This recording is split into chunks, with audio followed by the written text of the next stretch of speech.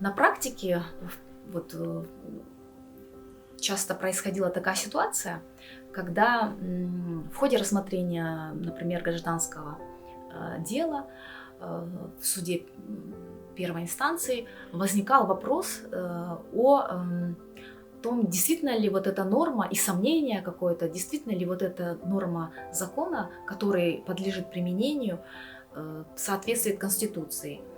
И в данном случае сторона, истец или ответчик, они имеют право обратиться с соответствующим ходатайством в Конституционный суд, поставить и попросить Конституционный суд проверить этот нормативный правовой акт на предмет конституционности и соответствия Конституции.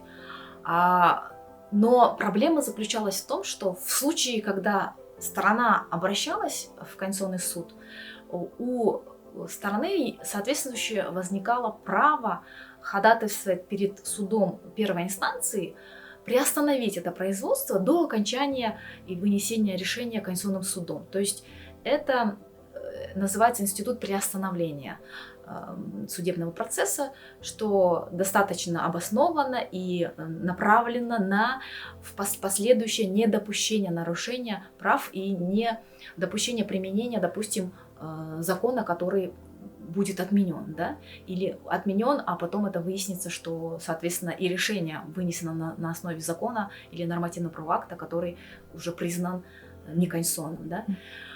Поэтому я считаю, что в данном случае теперь у граждан это право будет неотъемлемо, и суд не просто по своему усмотрению будет иногда приостанавливать, в каких-то случаях он может отказать, он будет обязан это сделать безоговорочно, поскольку у нас есть Конституция, и в первую очередь нужно посмотреть и проверить на предмет конституционности. У нас есть принцип верховенства права, и в первую очередь мы будем руководствоваться теми правовыми позициями, которые нам вынесет Конституционный суд. В последующем, я думаю, что какой позитивный момент я вижу в этом?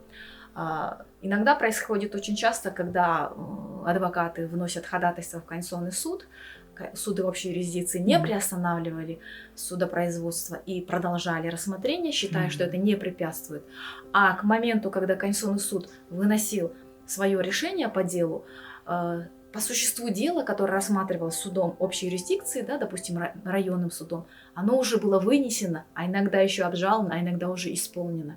То есть очень трудно было вот возврат и поворот исполнения делать, очень трудно было тоже, нужно было усилия прилагать для того, чтобы заново обращаться по новым обстоятельствам, отменять это решение на основании принятого решения Конституционного суда. То есть это дополнительные барьеры для доступа к правосудию, для восстановления гражданами своих прав.